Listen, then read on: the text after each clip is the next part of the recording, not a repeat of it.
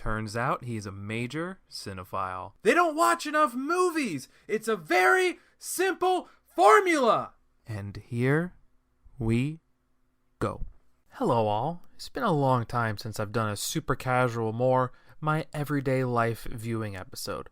Well, the mixed bag episode is getting a sequel, since I was able to actually spend my time catching up and finishing on some recent show seasons. Some newer than others, but all ending in 2021. And while all of these have at least one season order, Disenchantment does not have a concrete season 4 just yet, but the cliffhanger ending makes me think it has to, especially since animation is all the rage in this new world we are living in. But today, we're talking the previously mentioned animated Netflix show, The Outpost, and His Dark Materials. All different in their own right, but I guess the connective thread is a strong in their own right leading lady. The genre shifts as they go from modern-day dystopian, high fantasy, and over-the-top animated, hilarious high fantasy. So that's the intro, so let's get to the content you're here and looking for and ready to listen to. But before we do, one little brief moment. Yours truly has taken his voice talents, hopefully, to the voiceover world. I did recently audition for a show on TikTok, so you should maybe, if you like hearing my voice, perhaps go check it out. Go check out your local TikTok. Knick-Knack IC, still the place to be.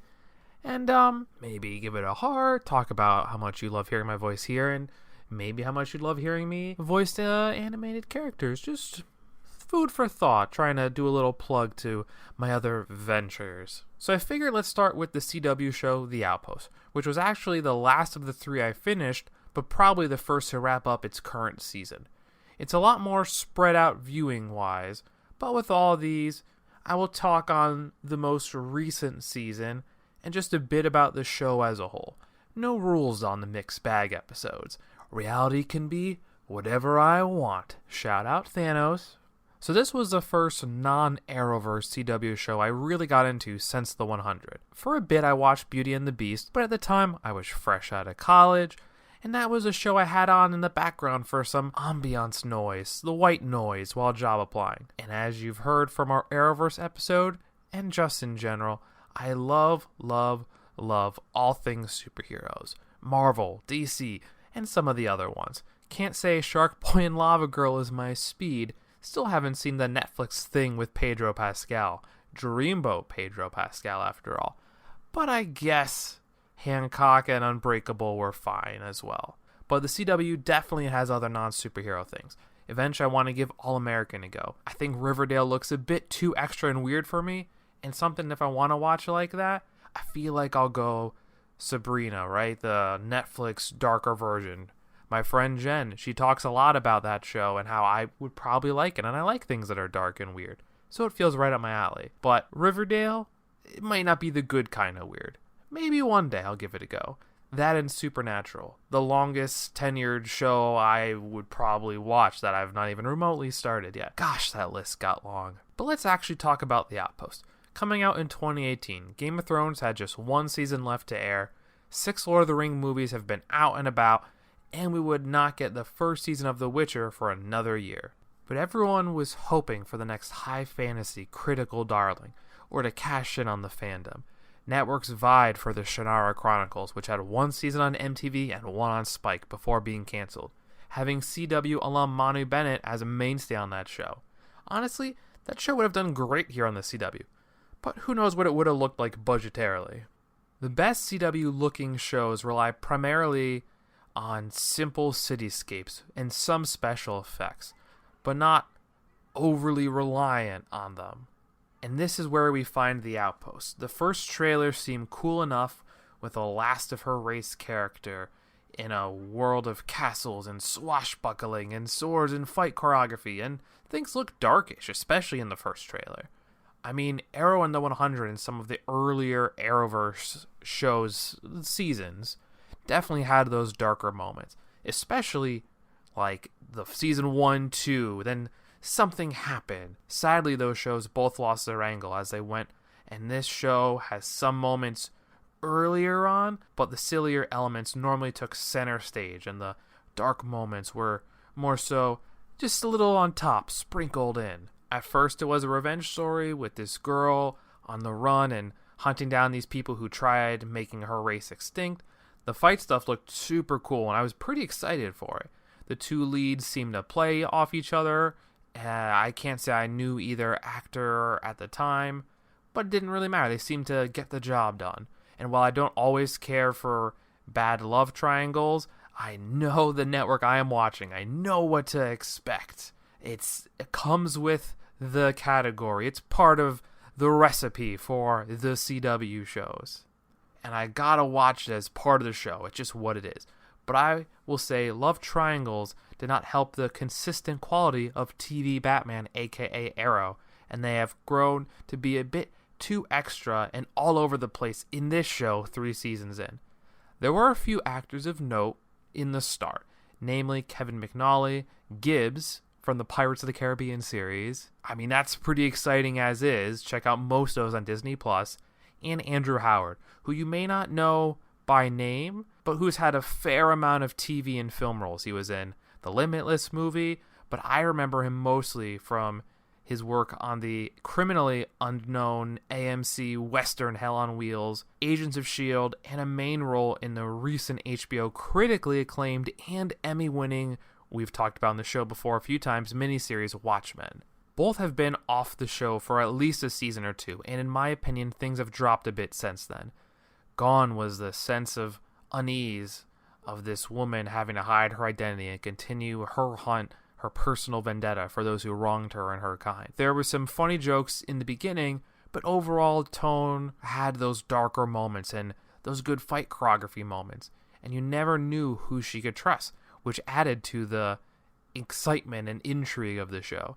Much like the early Arrow seasons, the main cast was 4 characters that you were for sure knew you could trust and root for. Was very, very small until it grew to semi-Justice League-like proportions. As the show went on, it was who loves who.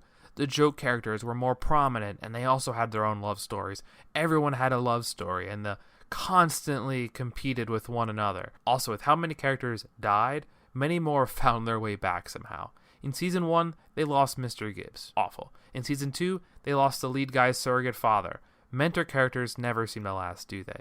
And one of the funnier characters who wasn't too annoying in the self-serving bar owner. Her self-serving nature was always hilarious and not too dumb. It felt like it was funny, but not so cringe funny.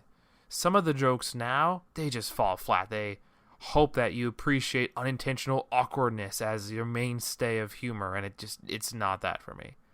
And how many love triangles and hexagons can there be before we lose the rest of the plot and it just becomes The Bachelor or Love Island?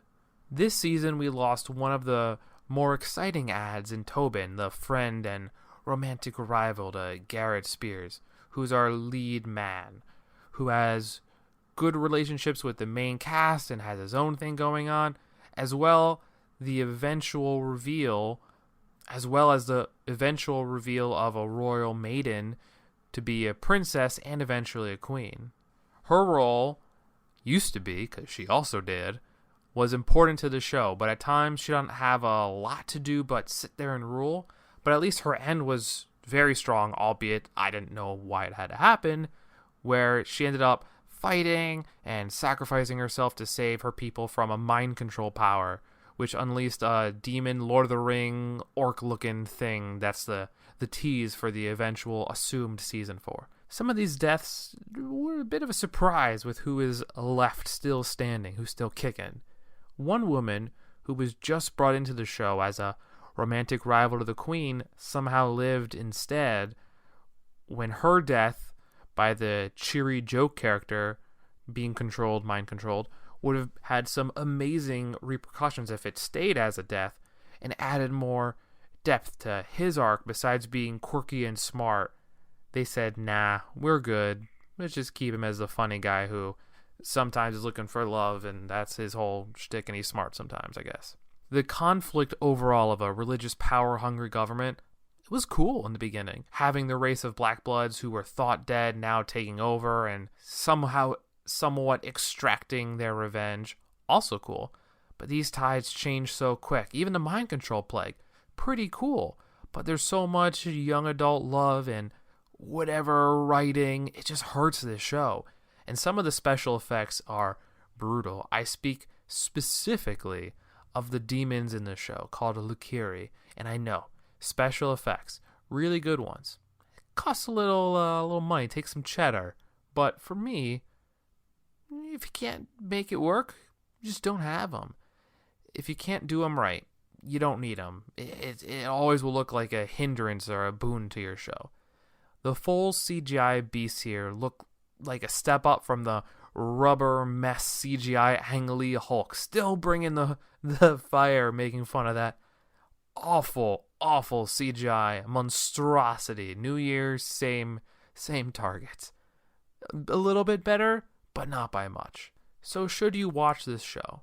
Well, finding the positives in shows and superhero movies is my specialty. When talking to my fellow podcaster, Nick Rojas, I almost thought that was going to be my shtick, my recurring thing of taking things that maybe aren't so good and giving them a little love, trying to find the good in them. But we ended up just saying words about movies and TV shows instead. I can do that enough just as easily.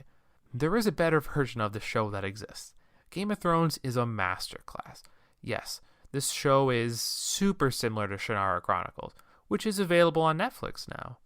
This might be a bit worse than Shannara, but similar. It can hit that high fantasy itch that you may need when waiting for the next season of Witcher or waiting for the GOT prequel to drop. But if those are maybe a bit too dark and ominous for you and too much backstabbing, this can happily fit that void of sword fights and such. Now, there are some definite, deaths that may make you wonder, but you're not going to see some of the very visceral ends as you may be accustomed to in the HBO darling Game of Thrones. And like Pretty Little Liars before it, I'm probably going to continue to watch this till the end. But I cannot 100% recommend it, because 3 seasons in, some things are great, most things are fine to okay, and some things are really cringe. But if you're looking for something with swords, and unfortunately for me, but maybe phenomenally for you, tons of romance, this can fill that void, for sure. So the next of these shows was the only one I binged in one sitting, the true Netflix way. Gosh, don't we wish WandaVision was a one-sitting release? I know it's not really the Disney Plus style, but would have been nice. I loved the period piece episodes that we've seen so far, and while it may not be flying and punching and snappy one-liners like the Marvel we know and are used to, I like this new direction, much like Agent Carter before. I am curious and excited to see what happens next, and I like Marvel making these unique creative changes to the formula. But yes, I would love to see Black Widow tomorrow or yesterday if possible. And let's be real, if Mandalorian was in the one season binge format, you would fly through that. Same with The Boys. Some of these things, I get why they have to space them out, so you kind of stick with it for a little bit longer than 1 to 2 days, depending on how ambitious you are with your viewing time. But we'll see. When this episode drops, I will hopefully, by the time you're listening, already have seen the latest episode of WandaVision. To be determined. But give me that Black Widow immediately. Give me the full movie theater treatment when it can be healthy and safe to do that. I want my cookie dough bites with that hilariously overly buttered popcorn and a Coke Icy. All of that. I know I'm trying to be healthy, Nick. I know my weight is significantly better now when movie theaters are closed and I'm eating better and I was doing walks all the time. Not so much now because it's cold, but I get it. 212 sounds a lot worse than 169. But there's something about that movie theater experience that maybe in 2022, whenever it can all be back to some semblance of normalcy, I cannot wait to do that again. But to the show in question, we're talking Disenchantment. You all know my take on The Simpsons. As of this moment, it's still not my cup of hot chocolate or tea or whatever your hot beverage of choice is. One day, maybe, just maybe, I'll give it a go on Disney+. But for now, It's going to be a no for me, dog. However, I do love Futurama and how different it was. How it was probably a precursor for shows like Rick and Morty to shine and thrive. And I do like the animation style more in that world. Both of these shows were created by Matt Groening, and Disenchantment was his Netflix exclusive creation set in a medieval kingdom that pokes fun at the high fantasy genre as well as modern day life. Now it must be said, the show may not be as funny as Futurama. I really can't speak positively on The Simpsons, and if you can't say something nice, don't say nothing at all. But the jokes are there in this show. Overall, the show is not dark, but it can be a bit depressing. Not unlike the other Netflix, not as critically acclaimed, but good in its own right, animated show F is for Family. Both of them are good enough. They have funny moments, but sometimes they get some very depressing vibes and moods, and you just need to take a break from them at times. You definitely can't one sitting watch these shows. I have an interesting relationship with this show. Yes, the Futurama D&D story was both funny and hit those high fantasy moments, and this show is clearly made with that love put into it. And they put some unique spins on it too. They spend a ton of time in the main castle area, Dreamland. They see where the elves live, they go to Hell, and SteamWorld, a steampunk-inspired place that was probably the biggest surprise of the show so far, to show the blending of magic and science and how those two interact with one another, for better or worse. The three leads are a princess who doesn't want to be a princess, who drinks her sorrows away. Anyone can relate to that, especially in 2020 and coming into 2021. An elf who doesn't fit in with his kind and wants to experience the real, harsh worlds, not just his magic, cushy lifestyles. Elves are the Keebler kind, not the Legolas kind here. And Lucy, which obviously is short for Lucifer in some capacity, who is a demon, but very small, and while all about that chaos lifestyle, woot woot, he's a lovely soul, voiced by the hilarious Eric Andre. Other voice actors of note include Matthew Barry and Richard Ayoade, the Garth Marenghi's Dark Place and IT Crowd reunion we've all wanted. Yes, the two have yet to be in a scene together, but fingers crossed. And if you haven't watched that 6-episode Garth Marenghi's Dark Place, highly recommend it. It will make you laugh. It's such a serotonin boost that you need right now, obviously in general, so get on it. So the story beats in this show, they're nice, with all three characters trying to figure out who they are and what they're trying to do in this crazy fantasy world, with the wrappings of the high fantasy world providing the backdrop. All the background characters are fun enough and feel developed enough, or just memorable enough to be funny. Some of the running jokes here are hilarious. Nothing will ever top in Disenchantment, this high fantasy darling. All the hilarious on-the-nose elf names. Levo, who left the elves. Rulo, the ruler of the elves. Shako, who's always called ooh, who is always shocked. Placebo, I mean, these are amazing and easily the best part of Disenchantment. I can't wait to see what elves they come up with in Chapter 4. This is a coming-of-age story, which we love, and the darker, emotional trauma parts are great. Not unlike F is for Family. But like that show, something is just missing. I wish I could put my finger on it. And it's not the trauma exploration, because as you guys know, seemingly that's apparently the only thing I'm into watching these days. But I like this show, but I feel like I have to put a rating on it to help quantify things. It might be like a 6.9, and by Amazon standards, anything from a 6 to a 6.6 seems to be average or watchable. And a 6.7 to a 6.9, it's fine. I just don't know if I could give it a 7. Some of the jokes are just okay, and sometimes the story beats are a bit drawn out and repeated season after season. It is a weird time since I love the strong but realistically flawed leading lady, and the setting that are constantly changing as the show goes. Like, it's fun. But it's no Futurama or Archer with its smart humor and moderately darker moments. It's not crazy dark like BoJack or Rick and Morty, and it's not outrageously hilarious like Bob's Burgers, which is more of comfort viewing food. And while kind of relatable, it will never hit the same way as Big Mouth. But it has good moments. And it is, of course, the only thing like it as a high fantasy adult comedy. So it has that for it, of course. I really do like it, but I have to be realistic, and it's not perfect. But for something different, and way better than the Hulu attempt at something in the genre with crossing swords. Kind of the same way Solar Opposites is just not as good as Rick and Morty.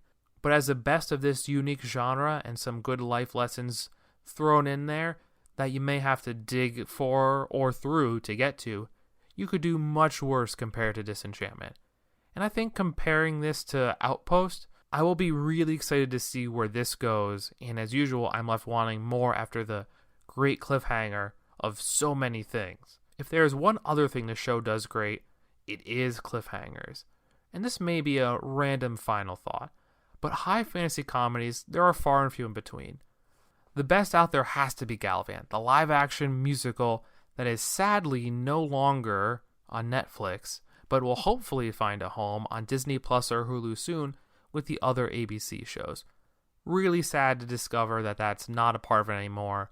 I used to love rewatching the 2-season wonder with Vinnie Jones among others, and thankfully the music soundtrack is fully available on Spotify to listen to when I'm in the mood to get some good catchy songs in there. I will eventually do a Galvant show, maybe to honor it eventually being on one of those 2 other platforms.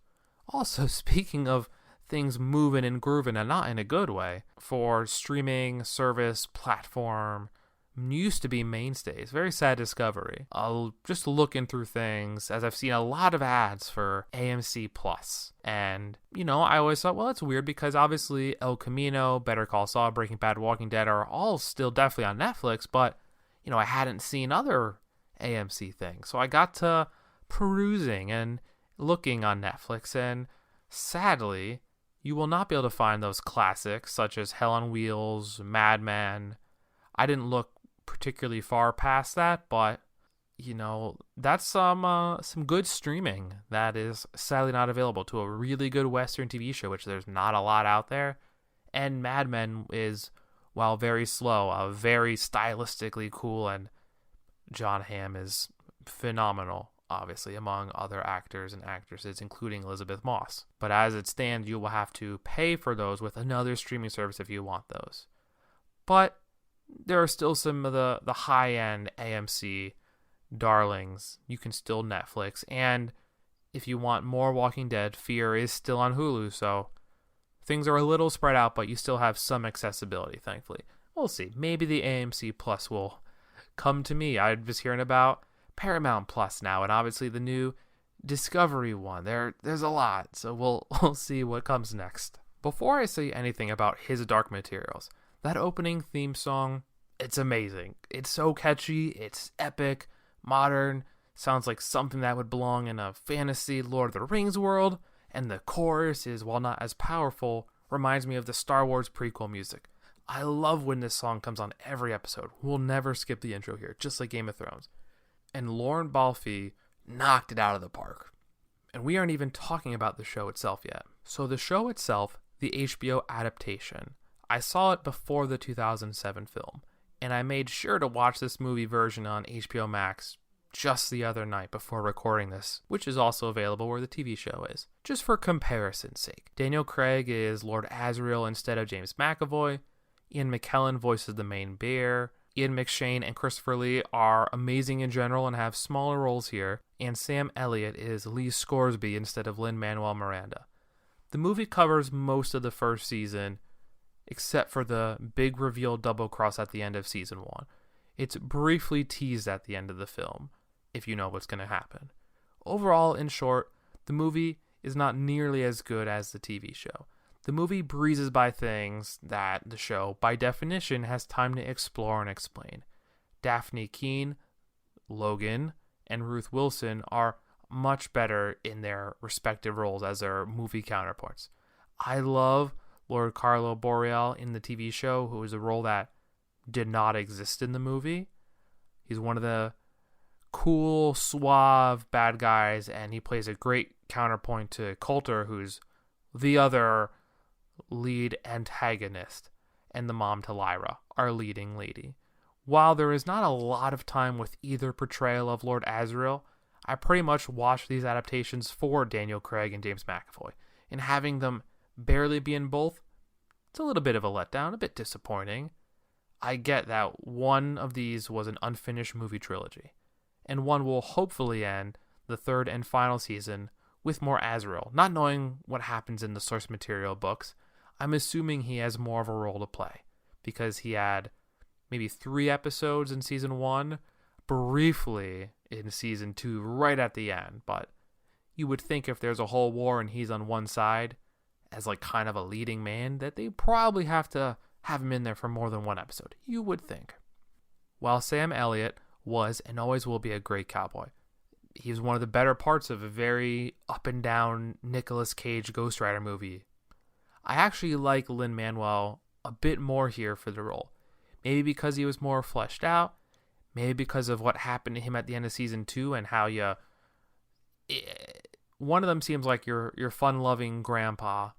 One of them seems a little more Han Solo-y, if that makes sense. And I kind of liked the Han Solo-y vibe that I was getting from Lin-Manuel Miranda here. In general, the relationships are more developed in the TV series, and I'm trying not to hold it against the movie, but you gotta watch them for what they are. I will say, I kept getting vibes of like Chronicles of Narnia, for better or worse, also with McAvoy and the main man himself, Liam Neeson. But man, did those movies get bad after the first one. So what is this all actually about? There's been a lot of comparison and not a lot of what's actually existing in this world.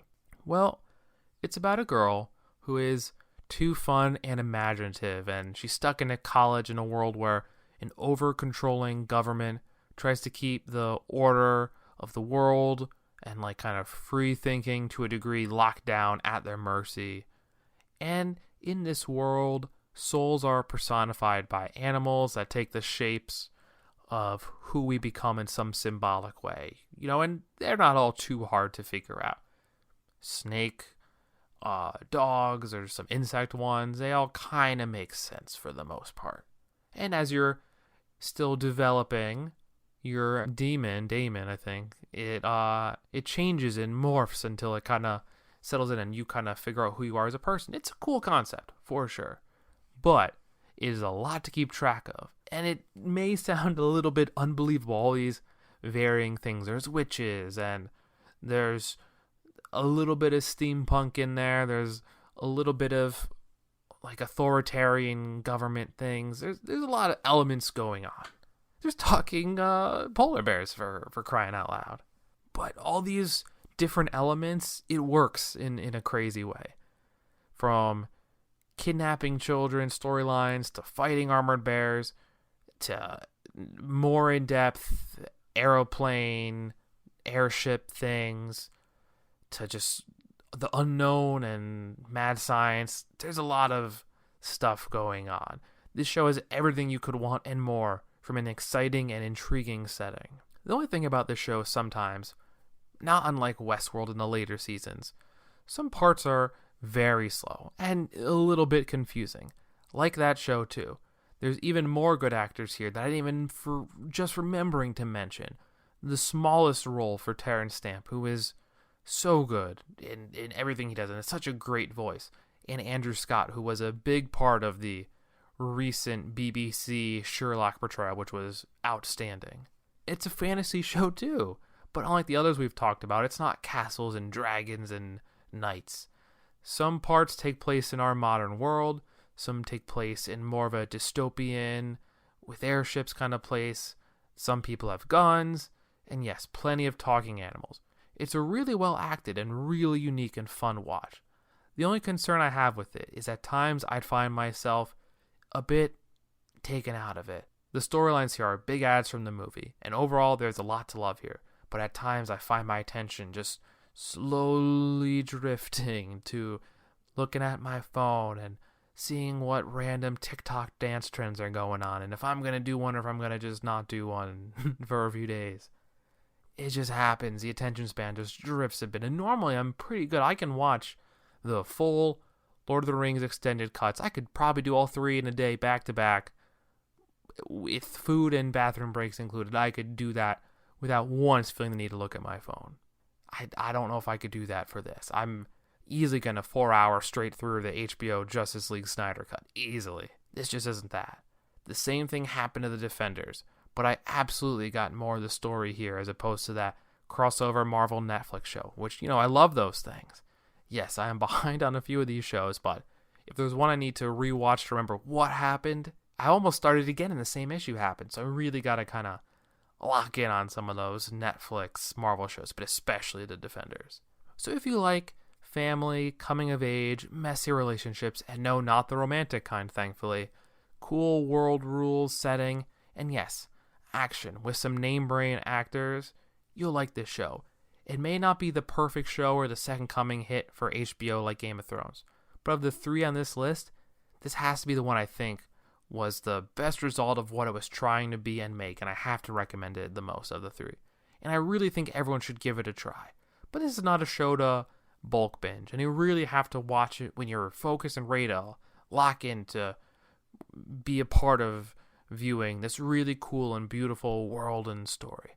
The highest recommendation for all 3 of these shows I went through in this episode with you today. It was good to see that the story will complete and end with 3 seasons for 3 books. You hate where they take one and kind of go with it. In the same vein of the series of unfortunate events, I was ecstatic for that first movie, loving those books, and something happened. They stopped making the movies.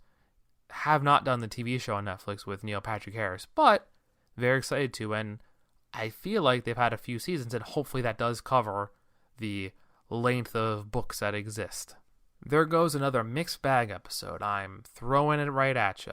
Hopefully you enjoyed the less specific direction of this one and the more here's what I'm up to life watching episode. I'm going to get around to the latest season of The Expanse on Amazon Prime. I was trying to get it for this episode, couldn't get around to it, which is, the whole reason beside The Boys that I got that streaming service. Maybe I'll wait for it to come out and do a one-day binge on the whole thing. And like I said before, super excited for the continuation, unfolding, and direction of WandaVision on Disney+. What are you watching during these early stages of 2021? Are you rewatching your favorite movie franchise, starting a new show that's been on your watch list for just years, or something brand new?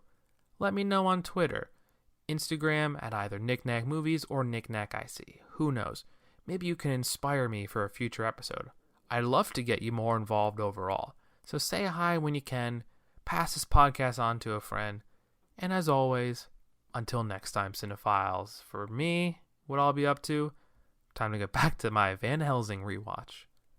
Also, one final thing I wanted to say here. I lost someone I knew last week to COVID-19, and I'd be remiss if I did not say something. Pete Holzknecht was someone I knew back in my college days. As my fellow Ithacans know, he was a hilarious beacon of positivity and hard work back at the good old ICTV student media. He was a sports guy, a movie guy, and a video game guy. It's tough because I don't really know what to say here. It was honestly shocking to hear it, and it sucks to lose anyone, but especially someone like that. So, yeah, I don't really know what more to say, but I just wanted to say something to remember someone who was taken way too soon from this world. So, yeah. Rest in peace, Pete.